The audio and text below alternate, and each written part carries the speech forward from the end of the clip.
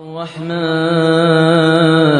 علم القرآن خلق الإنسان علمه البيان الشمس والقمر بحسبان والنجم والشجر يسجدان والسماء رفعها ووضع الميزان ألا تطغوا في الميزان وأقيموا الوزن بالقسط ولا تخسروا الميزان والأرض وضعها للأنام فيها فاكهة والنخل ذات الأكمام والحب ذو العصف والريحان فبأي آلاء ربكما تكذبان خلق الإنسان من صلصال كالفخار وخلق الجان